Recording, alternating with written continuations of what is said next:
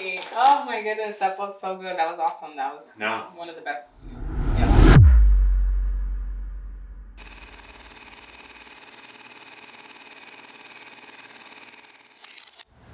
Welcome to Journeys in Focus, where every path tells a story. I'm Brenden, your host, and together we'll explore the journeys that shape our lives and bring our world into focus. Adjust that focus, come along on the journey. Welcome back to another episode of Journeys in Focus. We're here today with Samitheus. It's a pleasure having you come on. Definitely looking forward to everything we got in store for today's episode. Yeah, me too. I'm a little nervous. No need to be nervous. It will be easy. Okay. Won't be any problem. So why don't you start off with telling us about yourself, kind of a little bit background. Okay. So I was born and raised here in New York City. I would consider myself to be someone who is like a motivation for other people. I'm really big on supporting other people in finding the light in their life, and just exploring their own journey towards loving themselves and others as well. I started this motivational lifestyle when I was in middle school. It was a platform called Why So Insecure. And through this platform, I actually posted motivational quotes and mostly motivational quotes, but also, like exercises for kids around my age. I was probably like 9 or 10 at the time. And my goal was to help kids who were feeling like suicidal and depressed, just kind of face that with a friendship of some sort. So I actually used the app the Kick app, and I would talk to like hundreds of kids actually like every day in school, after school. And I grew a lot of connections through that. I stopped doing it because this was actually when Instagram first started. And I probably had like 1,500 followers on Instagram then, which was now would probably be equivalent to a couple million. When you first start off Instagram to build that platform like that. And I actually stopped doing it because there was no such thing as like social media influencing, having a platform that being monetized. That was the beginning of the digital age like that. So I didn't think it was going to go anywhere. I'm also really big on like resetting things, just restart, reset. And I guess being critical of myself, I was like, oh, if I'm just reposting what people will already have, like, I don't know if this is going to go very far. Like, I'm just a kid. These are just kids. Like, what is this? So I stopped doing it. That was crazy. I went on into high school. That's where I started doing business. Okay. And we had a virtual enterprise class. And in the virtual enterprise class, I was the VP of marketing. Everyone had like their own role. Okay. And so that's where I kind of grew my understanding of what marketing is. Mm-hmm. And I took my understanding of business marketing and I applied for business school at Manhattan College. Okay. That was like the only school I actually applied for business. I applied to every other college. I probably applied to like 20 to 30 schools for political science. I wanted to be a lawyer. I actually wanted to be a criminal defense attorney for kids down in Queens because I've seen the line outside the Queens courthouse for juveniles. And I thought like these are, most of the time kids are just children. They don't really know what they're doing. They don't really know what activities they're getting themselves into and how much support and help do they really get, especially if most people in the community who are minority don't have an education to understand the law or have resources to afford a good lawyer. So I applied for political science, but none of the schools provided enough financial aid. So I ended up going to Manhattan College because they provided me with the most financial aid. And I spoke to a couple of students who went to my high school who then went to that college. And they said that the education there was phenomenal. And I was like, you know what? The reason I am going to college is so that I can increase my knowledge and I can learn how to articulate myself better. And my overall goal was to be the first graduate on my mom's side of the family to graduate from college. And I did that. So that was really great. So I ended up going to Manhattan College for marketing and economics. And in Manhattan College, while I was there, I believe it was my sophomore year, I had advice from someone in high school in the virtual enterprise class. There was an older gentleman who had gone to the class one day And he was like, hey, do you have a website? And I was like, no, like, I'm in high school. Like, what am I going to have a website for? He's like, because one day your employers are going to Google you and they're going to wonder what you're doing. And I was like, wow. So it kind of stuck with me.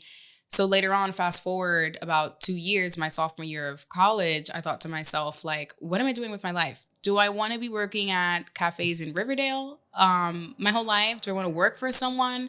Or do I want to follow like my own purpose? Do I have a mission inside of me somewhere that needs to come out? Do I have something that I would really love to do and develop that could get me as far as other successful business owners without me having to clock in and live off of tips? Exactly. So I started my agency 7/8Set, but it wasn't the agency then. It was actually just a blog. So I started it as a blog, and I wouldn't necessarily write on it because I didn't think I had the most confidence to just share my ideas with people, even though I would consider myself to be motivational and I do provide, I guess, like advice for people in my personal life. And sometimes, now business professionally. But where was I going with it?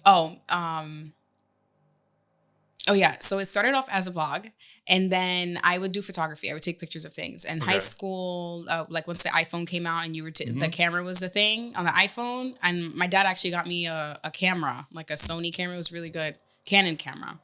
And so I would take pictures with that. So I would take the pictures I'd put them on the website, and essentially it started to become like a portfolio. Okay. And then I was like, well, I want to do more than just visuals. A lot of people take pictures. A lot of people are posting it on Instagram. That's what everything's about. It's all photography. Let me start doing interviews. So the people that I would take pictures of, I started doing interviews of.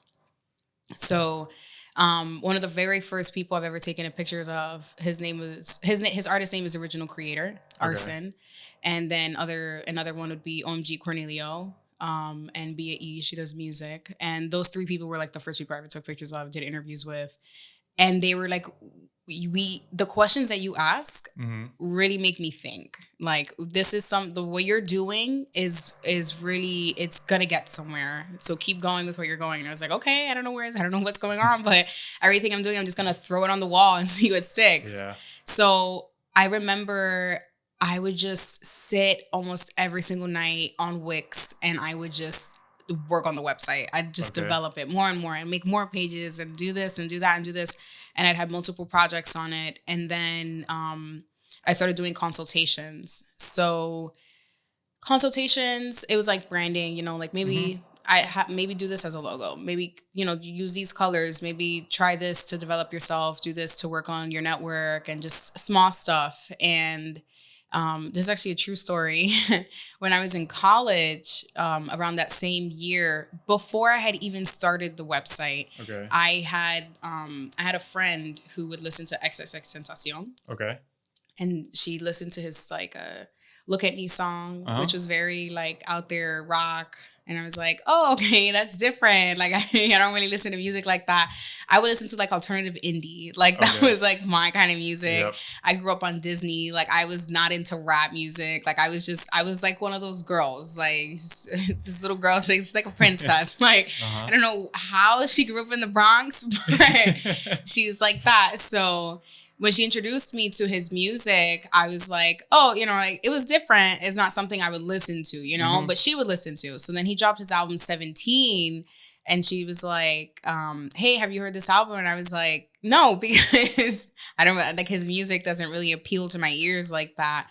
But it was a little bit different than what he had usually done of the alternative rock. It was more like, I guess, melancholic. It was a lot sadder. Yeah. Right? It had a darker tone to it. A lot. And as someone who in middle school and high school was talking to people about suicide and depression, him writing a whole album about it, I was like, like, maybe I should reach out to him. Maybe I should give him that same love, support, and motivation to think past this than what he's used to. Who knows? You know what I mean? And I got this idea because in college I had a writing professor, and she was like, there's no such thing as inspiration. You just got to do it, you know? And she used to go to famous authors and stuff, and she used to tweet them and DM them. And she'd be like, hey, would you speak in my class? Like, would you speak to my class of 17 students, 20 students, and just tell them your writing process? That'd be great. And they'd be like, sure. And we'd Skype with like famous authors and publishers and writers. And so because she would do that, I thought to myself, I could do that. Like, she told me I could do it. I'm pretty sure I can do it. Yeah. So I remember going on X's Instagram account and I thought to myself, why DM him? He's got like 4 million followers. Will he ever see it? Not a DM. Yep. So I emailed him instead. Okay. It's like, no one emails anymore. Who's email? If he checks his email, that's cool. Who knows? Whatever. But my whole idea was I really did want to write something from the heart and just send it out. And if he reads it, just like give him a little glimpse of hope, something like that. Mm-hmm. So on October 2nd at like 7:56 in the morning, I remember I had taken like an entire week to just sit in the album. I used to live in a room that had like no window. Like I was like, I'm going to be depressed with him. I'm going to think for a second. I'm going to like really pull my heartstrings and I'm going to think about what are some things I need to hear, he probably needs to hear, that's going to cheer him up and have him look at another perspective. So on October 2nd at 7:56 in the morning, I finished up my drafted email and I was like, send. And I sent it. And then I told my friend who put me on to him and our other friend, because it was just like a trio of us who would always hang out. And I was like, yeah, I emailed him this morning, guys, that's cool, right? And like, okay, like, that's awesome. I was like, okay, cool, like, nice. So I just went about my life, right? And then thinking about that, like throughout the months, I was going through my own challenges in life. You know, as life goes, the seasons change and everything. That's when I was like, I created 7/8Set. So that was in October. By that January, I created 7/8Set.com. And I started posting online and I would be like, oh, color of the month is purple. Like I try to go with like a theme, you know what I'm saying? I try to give myself like a direction, like a vibe, like what's the vision here? Like what kind of, how can I get people to like start paying attention to what's going on here? Or how can I make it more fun? So I was like, let me do like a color theme every month. And then from there, just see where it goes. So I remember I would take pictures of things that are purple or post things that are purple or something like that. And then he dyed his hair purple. And I was like, that's funny. Like, that's weird, And then there would just be other things. Like I'd post pictures like this little hamster and his name, my cousin actually had this little hamster. His name was Star. And I was like, oh, the spotlight's on you, Star, like really cute. And I would just post pictures I would take at like Chelsea Market throughout the city. And I'd post like motivational captions like, if the time ain't right, like get your mood right or something like that. Like it was just like a whole bunch of different, it's probably still on my Instagram now or my old Instagram because I yet again deleted my Instagram account and started a new one.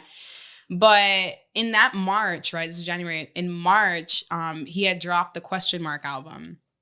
And I remember I was walking in the city with one of my close friends, and she was like, "Did you listen to his new album?" And I was like, "I kind of did." Like, I had a friend, and she like showed it to me, and it was like very upbeat, uplifting. And I was like, "This is weird. It's different." It was weird because it was different. It was unlike him. Well, you weren't used to hearing him in a positive light. I wasn't used to hearing like the upbeat tempo. Like I was like, "What's going on here?"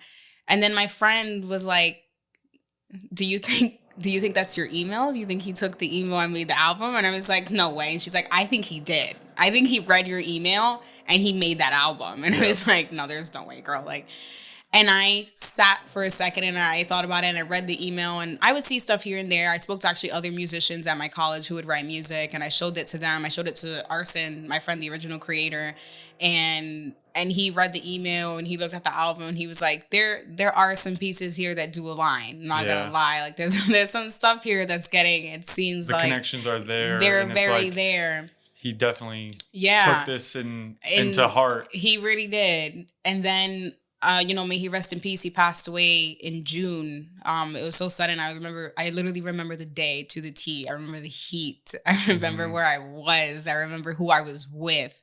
And I'm sitting down with my friend. We're at the park doing things ungodly. And she looks at her phone and she goes, "X shot dead in Florida." And I was like, "What?" Yeah. There's no way.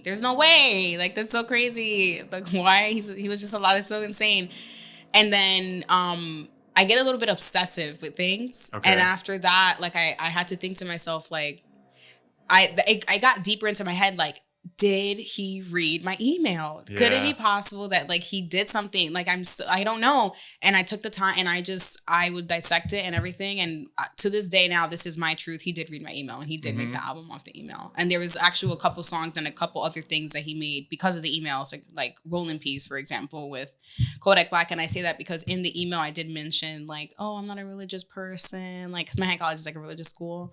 And I was just telling him that in school, we learned about the notion of Lee, which is that we negotiate for our content. Okay. And I was like, I just mentioned it to him, but I tried to shy away from religion, not to scare him. You know what I mean? But also, I didn't really have much of an understanding of religion because I did grow up Catholic, but I didn't really go to church like much and stuff. And I didn't have much of an understanding of God and stuff or Jesus. So me saying, you know, I'm not big in religion, and then they come up with Rollin' Peace, like you don't even believe in Jesus. I was like, that's great. Now I do believe in Jesus. I've always believed in Jesus. Maybe I wasn't saying it proudly and I wasn't really receiving it in my life, but now I absolutely am. You're starting to see more signs appearing as your everyday goes along. It's just my whole life in totality that I'm like, I mean, look at that blessing, right? Sending something out into the universe, not knowing where it would go or if he would read it or how he would take it. Exactly. And he took that and he changed the world. Yeah. He changed the whole world. Like the world is not the same after that, just from this one email that I sent, you know? Yep. And I think about that and I think about the belief that God has in me and what I'm capable of doing and how just touching one person's heart can touch the hearts of millions of other people, billions of other people, you know? And honestly, him doing that really made me believe in myself and like how I can talk to people and just put the batteries in their back and make them feel like they can accomplish anything. Like I could see the person and I'm just like, this is it. And it's really pushed me very, very far, like really far. After that, I had the agency. I started doing events. I started this brand called Astronomical Heartache after my brother passed away in 2021. This is about 3 years later. So I would hand paint ashtrays. I would sell them at the park. And then that's when I met my friend Elise, now business partner as well. She put me on to doing events. And that's when I started doing the events with vendors and stuff. So events came as part of the marketing services that I do. And then, I developed that into advertising campaigns. So I had a billboard in Times Square, did a billboard in Times Square for an advertising campaign. I just really took it from just doing consultations and interviews and photos into doing events and then advertising campaigns and just really exercising like, okay, this is to how big I can grow something. This is how big I can develop something.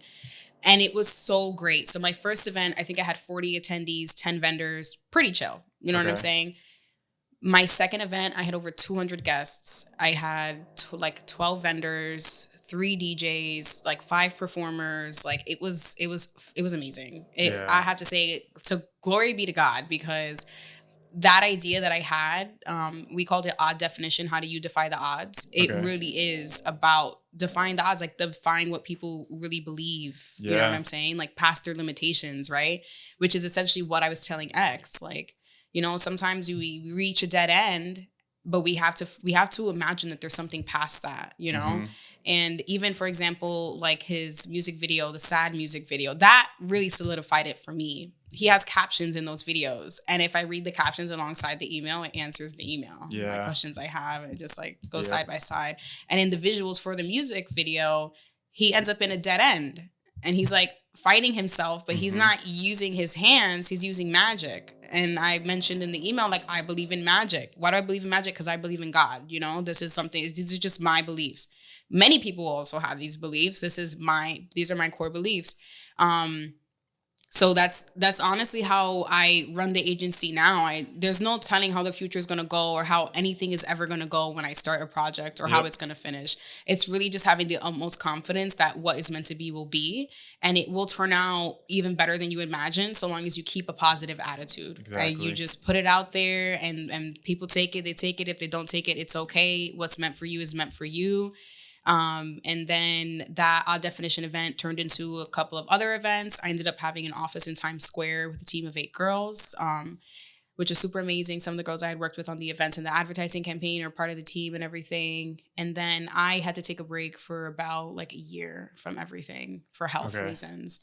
And I just have to mention the importance of learning how to let go of stress. Yeah. You have to let go of stress. You do. Especially as a business owner. I know owning a business too, you have to have a balance between your business life and your personal life. And if you go towards the business side too much and you're thinking about it, your personal life may not be there. You're not going out, you're not being social, you're not doing this, and taking those days off that you may not want to because you know you got this much stuff you have to get done. But taking an hour, 2 hours, 24 hours, 2 days, whatever it is, it really makes a difference on then how you regroup when you come back to it. And then you sit down and it's like, it wasn't that bad. We were able to get this done rather than being in that stressful state and maybe rushing to get things done, not putting your full mind towards something to whatever it was. And it's not just our businesses, running a marketing agency, running a creative firm. It's not that. It's businesses in general. You could own a restaurant. Restaurants have stress. You could be a law firm and have your own firm. They will have stress on their end too. Everyone has stress in some way. And once you realize that and you know how to combat it, it really will change how you live by the day, by the year, and could even be the longevity that you need to find in life. Yeah. I had this, there's this little seed, I guess, this philosophy that I started when I did start the platform back in middle school, and it was believing in the greater good. Mm-hmm. And now as an adult, I think to myself, everything starts with your heart. That's what God teaches. It does start with your heart. He works on your heart. He changes your mind, and everything else follows, So something like stress, you're putting it on your heart. Yeah. It's why is your heart stressed about stuff? Sometimes you really do have to learn, to fail. You have to learn to let things go. You have to learn that it's some things just won't be for you. And it's not a bad thing. It's even better. It's because you have something that's more aligned with your heart somewhere else. And as long as you do something with love, that's enough. That's absolutely more than enough. I could have an event with just 2 people. And if they feel the love in the room and they feel energized and rejuvenated and they want to go off and do great things, that's all that matters, right? Yeah. I could have just sent that one email and then just never did anything else for the rest of my life. Exactly. And I'd be absolutely okay with it. Yeah. But then I was life keeps going, right? It does. Can't just... When one door closes, 3 more could open. Yeah. And I want to get back to the point of you sending the email. Yeah. And it's funny, the one picture behind you, it says voicing the unvoiced. And you have been doing that, whether it was sending that email to X or doing what you were doing when you were in high school, with just talking with the kids on what they needed help with, to now with running the agency as well. You're bringing this power to people that they may not have realized in a sense, and even here, that's what the whole podcast is about: finding your journey. Why doing what you may have been doing before, that wasn't in focus. You had to come over that roadblock. That door had to close for something else to open. And now, from everything it seems, you're enjoying every day as you go along with it. Yeah. And that's the greatest gift that we have. Gratitude. You have to be grateful, honestly. Yeah. I'm very grateful. To say all of that, to say I'm very grateful for how far I've come, for being able to face adversity, for being able to pick up things that, to do things that necessarily aren't part of my plan, but are part of God's plan. And he just places stuff on my heart. Legit, I feel a calling in my heart and I have to go for it. And that leads up to today now, where I have this event next week, which is a business seminar called Legacy. Starting this thing called How To series, which is how to develop your business, also personal development, how to develop yourself. And this one's how to leave a legacy. So we're going to have some panelists talk about the trajectory of their career and how they plan to leave a legacy. And then my partners are going to share about themselves. And then we're going to have people present their business and how they plan to leave a legacy. And then everyone in the room is going to be able to vote on 3 winners of a marketing campaign with my agency. Okay. So just more opportunity, more love, more abundance. Really great. So really to turn it into the next area, uh, everything you've had to say so far, your journey in life so far, are there three words that can describe everything? I, from whether you want to take it back from birth to now, or just from your journey from high school to now, college to now, just starting when you started the blog, the agency, three words to really how you're feeling. I mentioned these words briefly. The first one, it would be love. That like you have to do what you do with love. You have to follow. You do anything with love, everything else comes after. It really works. You see it in so much. Anything that you see that's great and big, someone put love into that. Yeah. The second thing is gratitude. And none of these like one or two. This is the second thing I'm mentioning is gratitude. Gratitude could come first, then the love second, but I think you have gratitude, you have love, you have gratitude. Gratitude is very important. You have to be very grateful for where you are. Even if it's not where you're going to be or where you quote unquote want to be, you have to learn how to make it where you want to be. You have to learn how to be grateful for what you have, because as soon as you realize that you have nothing is when you gain everything. Yeah. That's when you have and even you can have everything in the world and you still have nothing. Yep. You have to see it like you have nothing. You have to be very, very grateful at the fact that you have anything else at all, aside from just your own being and existence. The third thing I would say would be forgiveness. That's a big one, because a lot of people, like myself included,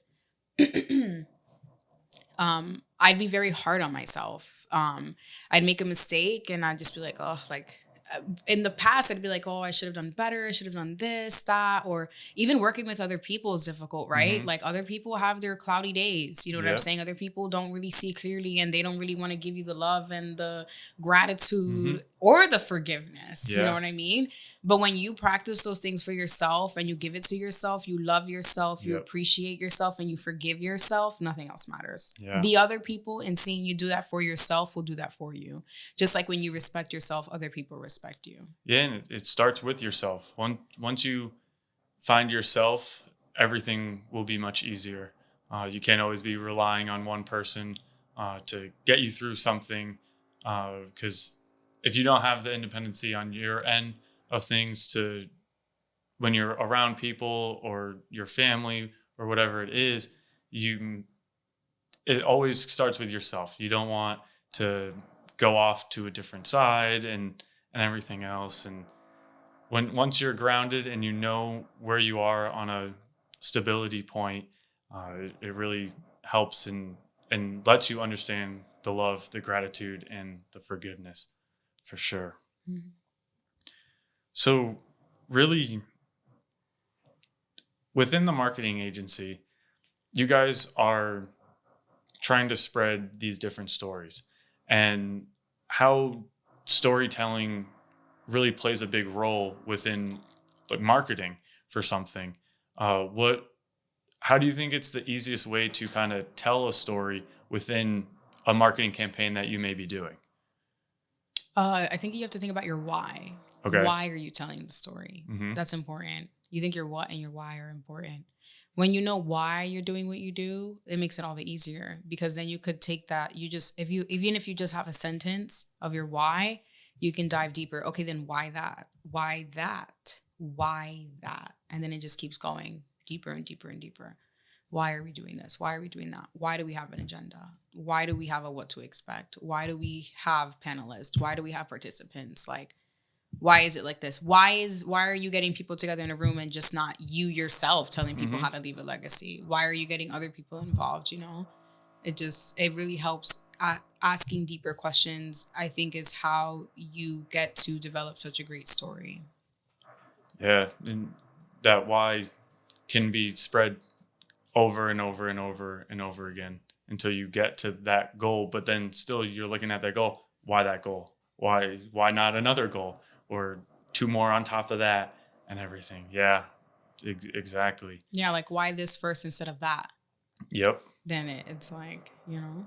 And then thinking back on it, like if you go one way and then you look back at it and it's like, okay, it ended up turning out this way, but if we went this way, what would we have gotten would something different have happened if we took a different approach to it? You never really know, right? But if you can take accountability and ask yourself, why did it go like this? Then you have a better understanding of what happened. Yep. Because you can't really say, oh, well, if we went this way, then you never know. You never know because you didn't go that way. You went the way that you went. So I think that's a really big part of it is self-reflection. Why did you act like that? Why did you make that decision? Yeah. Why didn't you give that the time of day? Why did you really will get down? You will get to understand what is really going on. Aside from just because a lot of people, they move in autopilot. A lot of people, they're just so used to moving on to the next thing. They never take a second to think about why they're doing what they're doing. Yep. They just do it. Yep. So on the topic of why, being born and raised in New York, in the Bronx especially, why here? Why not, after you graduated, why not go to a different city? Why not go to a different state? What is making New York where you wanted to basically call home for all your life and be the grounding point for starting an agency? That's such a great question because I am still asking God why. I still do not I have tried to leave New York City. Okay. And from my own faults, I've come back. You know what I'm saying? I'm not saying anyone has necessarily pushed me out, you can't be here or anything really went wrong on other people's ends. It was me, essentially, that Something would just was pulling you bring me back here. It could be comfortability. You know what I'm saying? It could be familiarity. It could be the fact that, my mom's here in New York and that's what I'm used to. And I want to be close to her. I really don't know.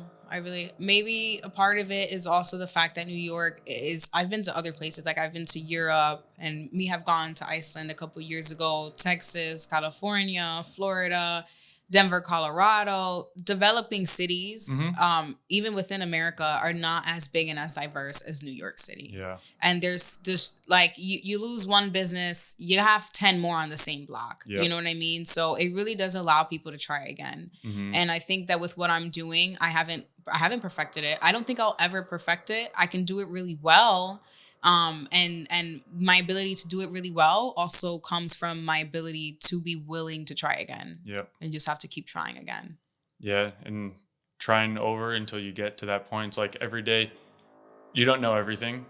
You could learn something new leaving here and walk out onto the street to go home or go wherever you have to go. And may meet somebody. You may learn something else. They may just say something to you and it's I never thought of that in that way. Why did they come to me and just randomly pick me out and ask that or say something?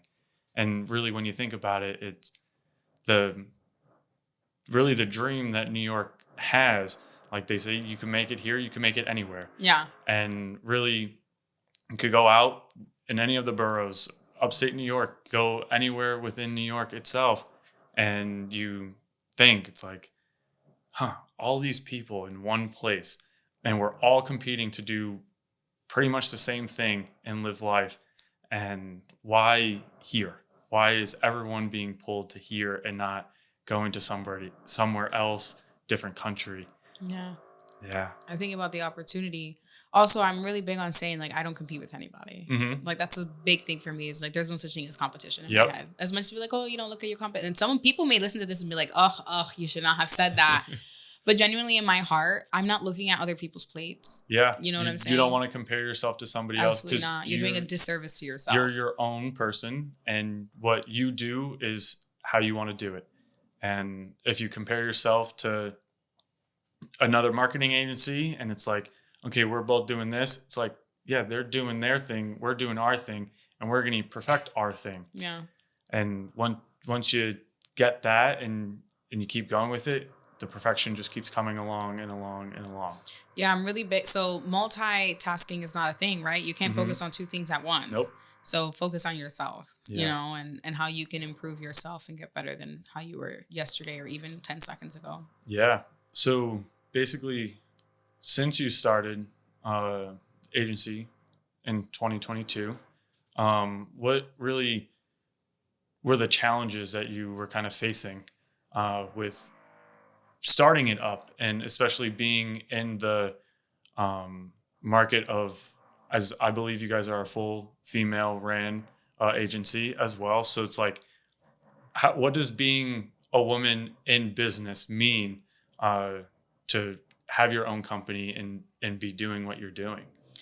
I think one of the biggest challenges I faced was first having belief in myself and the confidence that even if I don't know if it's going to work out, I can still try. Mm-hmm. That's like a really big part of it.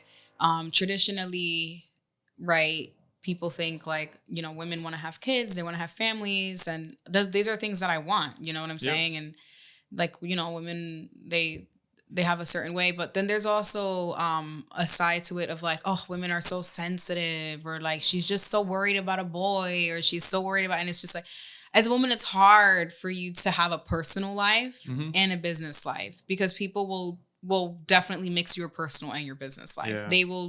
I have experienced people that I would keep strictly in professional side go through the lens of looking at my personal life and then telling me they can't do business because of what I do in my personal life. And this happens so many places, right? Like, I'm not the first, I'm not the last it's going to happen to. But I think it's interesting because when I don't want to say it in a bad way, but when men have a personal life, everyone turns their head. They're like, oh, he's just a man. Oh, he's a man. You know what I'm saying? And why? Because he still stands 6 feet tall and has a deep voice. Like, is he still like serious because he gets loud like a bear, or like? So it's kind of difficult to get through that too. Especially, I've had to learn emotional intelligence, and controlling your emotions does not mean that you're weak. It does not mean that you're losing anything. And it doesn't mean that you don't feel how you feel, or how you feel is not valid. Yep. It's just knowing a time and a place to go about those things. And I've also learned that no one needs to know how I feel. You know what I mean? If I choose to share how I feel, may it help enlighten other people, not make them feel bad, but make them feel better about themselves. Maybe they could have a sense of reflection. If they do feel a little disappointment or bad, that's on them. They got to work through it. But all in all, I like, my feelings go to God. There's a reason that I have these emotions that I'm feeling, and he's working with me through it. And I think the best experience I ever had was when I did feel a deep emotion, and as opposed to like letting it out on people, I just give it to God. And that's really what's helped me get through stuff, because I face a lot of anxiety and fear, especially running my own agency, because I went from developing the LLC, which cost me like a couple $1,000s, right? And then I got into an office in Times Square, which was a couple $1,000s per month. And that was like so scary for me, because I was wondering how I was going to make rent, right? Yeah. How am I going to be able to push a team of girls to do it without making them feel like they're being criticized or they're not good enough, And for the better of all of us, I decided to take a step back, because it's not that necessarily we weren't ready. I don't think I was ready, Okay. I don't want to say it was like all of us collectively as a team. I think myself as a leader, I didn't know how to get the girls to, I didn't know how to get good for the girls, if that makes sense. Okay. I didn't know how to go out and get the clients for them as fast as possible. Or it's not that I don't know how. I can do it. It just, everything takes time, And I thought, I think it would be better if I took a step back first to learn how to be a better person to myself, to others, learn how to be a better leader, right? Because they do see me as a leader. But I have to take care of myself, because if I'm not there, they feel that energy, they feel the stress that I feel. They're like wondering too how I'm going to pay the rent of how am I going to keep the agency going? How am I going to get more clients and stuff?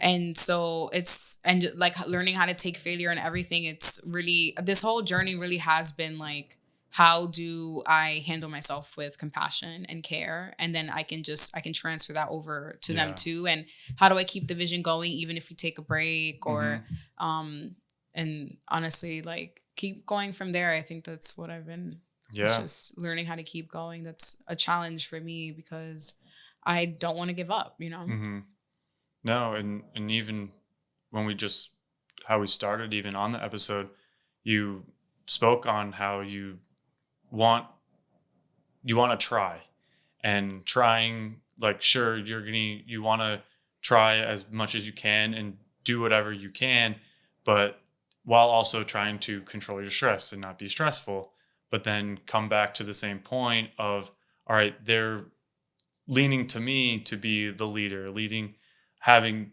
me give them the guidance that they need to find. But at the same time, like, we're all doing it together. We're laying down the blocks, and sure, those doors will close and it will just lead for more to open in the end. Yeah. Leading from the front, I think, is like the big one. Like, how can I lead from the front? And also, how can I like step back and let others take the lead and delegate? I think that's like one of my favorite things to do, is to pass the baton to someone else within the agency. And like, just because I'm the CEO and I started this doesn't mean that like I'm the most important person in the room. Like, we're all equally important. We deserve all the same respect. Like, we all have to uphold the same integrity and the same standards. We have to hold each other accountable, because we're all growing into it, right? We all have different skill sets. And I tell the girls all the time, I can't do what you do. I cannot do what you do. And I thank you so much for having the courage to do what you do. Just like, I'm sure you feel the same way about me. So we practice so much gratitude within the team. Like, it's really big on that. Yeah, there's no I in team, is how they say it. And it takes a team to do things. And because, like you were saying, one person does one thing great, another person does a different thing great. And everyone together, there's your final product. Everyone together in that team gets you where you want to be, gets you to do different things. And in May, you guys had your first billboard in Times Square. So many eyes pass through Times Square every single day. Talk about how you felt when you were notified or told that this billboard is going to go in Times Square, where hundreds of thousands of people are going to see this. I actually planned it myself. I was like, because you know why? Because one of the girls on the team, she does 3D rendering, and the whole idea started. So the Astronomical Heartache brand, that was what started the Odd Definition, because I was thinking of weird places to put ashtrays, which were more of like, like souvenirs kind of, versus to be used. Like, you could use them, but because they're painted, it would get damaged if you wash them. Like, there's a delicate way to clean it from the inside. And so it just kind of became more of like, artifacts and decor type of decorum. Feel. So, but the whole idea was to inspire creatives to sell their work and stuff. And the thing was that she became such an asset on the team for several reasons. Right now, AI, everyone's like, oh, AI could do it. You could just give it to AI. AI cannot give you the specific details that you need changed in an item. Like, if I want a specific kind of blue, or I want an emotion invoked, or I want like this frame tilted specifically this way or that, like, AI can't do. I need to have such a specific description with AI, and most people don't even know what they want. Yeah. So and you're trying to get that emotional side out. You want to feel the emotion, whether it's in the color or what it looks like in a whole. You want that to invoke something to somebody who's getting it or just seeing it in the general sense. I really wanted people to question, how do they defy the odds? Like, I need you to start asking yourself that question. Ask yourself that question, whether you answer it to me or you answer it to other people, or you just answer it to yourself. So the first thing was that I had taken, there's a photographer on the team. She's really great. So she took some great pictures of me. And the idea was, the girl had come to me with the idea, the 3D renderer. Her name is Essie. The photographer's name is Ameda. Essie said, hey, I'm doing this thing where I'm incorporating my photography with the 3D rendering. So I take a picture and I build the background. And I was like, Essie, this is fire. I want to do this too. This is amazing. And she was like, oh my gosh, thank you so much. Like, let's do it. And I was like, okay, since you're in Jersey, I'm going to work with Ameda on taking the pictures. I'll send you the pictures and then you could just do the background. She blew it out of the water. When she started developing it and she would send me pictures, I was like, Essie, this needs to be on a billboard. Like, I don't think that you understand that what you're doing is so amazing. Like, it cannot be overlooked. And also, this is aligned with what I do, right? Like, we have to show people that if we do make a billboard for them, it will get a lot of attention. Yeah. So she developed the renderings. I went online and I looked up billboards in Times Square. Like, how do I get there? And I had come across a guy. His name was Sebastian. And he was actually really great to work with. Amazing. I still think about him now to this day. He like sent me a picture of the billboard when it was there. I was like, hey, I didn't have a chance to see it, but someone took a picture and sent it to me, emailing it to you over now. And it was like such a great experience. We did the billboard in order to also promote the event that we were doing, Odd Definition, which I think she just came by. She didn't have a chance to participate in the event, but my overall goal was I wanted her to feel confident about what she does. And I also wanted to just provide her with a milestone. Like, you have this accomplishment. Like, you have someone who believes in you, who's on your corner, who vouches for you, who will put your stuff on a billboard in one of the biggest cities in the world, you know? So that's where it came. I really was just so excited for all of us. Even the photographer, right? Like, she took the picture on there, you know, and even everyone who participated in the event, they were part of the event. Everyone who attended the event they were part of the entire experience, you know? It would not have been so great if it was not for the community as well. So that's how that started. And I was willing to invest because I was like, there's a dream here. There's something happening. Like, let's just do it. So we did the billboard, we let the magic happen, and I believe we had like over like 3,000 visits on the webpage that day. Wow. Yeah, like overall, the entire campaign had over like 20,000 impressions. Wow, like online, offline. We had a lot of direct traffic to the website. Really great like ticket sales and everything. Like, it was one of the best performing things I've ever done. Now, were you guys thinking that numbers were going to be in a certain range, or you guys just, like you say, just try? We just have fun. Like, we literally, like, I have come to learn that you can set a goal, but you need to have fun with it. You know, the overall thing is we just want to put it out there. Like, we really just put it out there and it just goes how it goes. And that's what I knew when I was investing in it. I was like, I invest in this. Like, I wasn't even thinking like, oh, I spent this much, I need to make this much back. Yeah. Honestly, God really did provide the money back.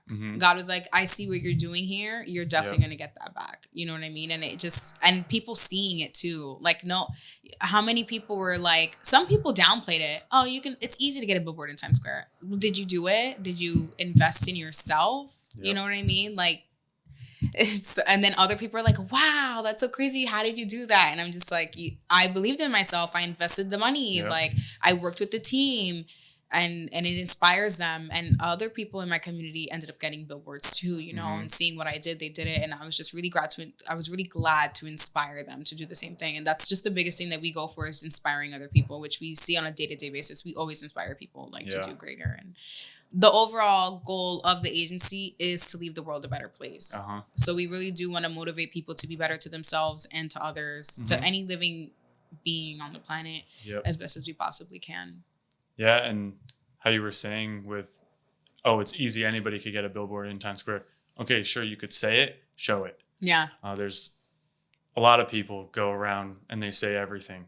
Show it. Yeah. Show that you could do this. Yeah. And when you show it, all right, then come back and once you do something that somebody did and you walk through their steps of going through something, then you understand, no, it's not that easy. It takes thought. It takes months of preparation, whatever it took, and probably late night hours just going through, should we do it this way? Should we have it this way? What are we going to put here? Are we going to have stuff all over? Are we going to keep it simple and neat? Like, how are we going to go about it? It takes a lot. It's not just you wake up one morning, oh, this is what it's going to be. You throw it together. Okay, billboard in Times Square. You could do that. Some people could take whatever and put it on. Some people have the money to just be like, okay, here, like this, okay, whatever. You could do it. I just think that when someone does follow in this, they have less to say. Yeah. Right? When someone is doing the same thing as you, they're not going to stand there and critique you and tell you how easy it is to do it. They're really not. They're going to think of, oh, how can we do this better next time? Like, oh, I actually, jumping off of that idea, I thought of this new idea. You know, they're not going to be at it with you. They're more so going to be like, you know, in it with you. So, yeah. And really, to wrap everything up, what would you tell your younger self something? If you had to call your younger self right now, what would you tell her? That everything that she believes in is worth it, and to just keep going. Yeah. Great. And praise God. I would tell her first and foremost, praise God. That's actually what I would tell her. And he gives you the dreams in your heart because he believes that you can do it and it is worth it. So that's what I would tell her. Well, I thank you for coming on. Thank you for having me. It was thank great. You for being here. It was great learning your journey. And seems like a lot of it's coming into focus now. Even though there still are things that probably will turn a little more focus onto something else, but seems like the right path is right ahead of you. Yeah. So God thank is you. good. Yeah. Thank you. Hey, thanks for tuning in to this episode of Journeys in Focus. After today's episode, I hope you're feeling inspired and ready to explore your own journey on a more deeper level. Like always, be sure to like, comment, and subscribe down below, and share the podcast as well. Follow us on social media for updates, behind the scenes content, and much more. Until next time, adjust your focus and come along on the journey.